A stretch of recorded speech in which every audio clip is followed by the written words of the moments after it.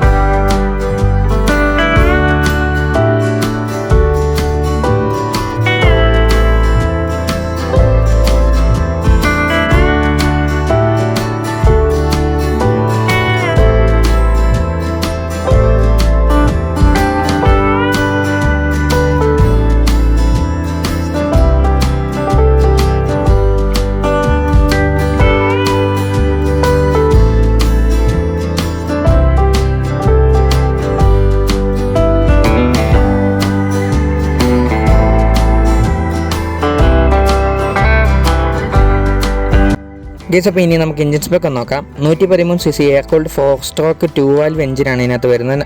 1 cylinder. Maximum torque 7.2 PS at 7000 RPM. Maximum torque 8.1 Nm at 5000 RPM ആണ് വരുന്നത്. 5 ലിറ്ററാണ് fuel capacity വരുന്നത്. Company പറയുന്ന mileage ഏകദേശം 66 km/ലിറ്റർ ആട്ടോ.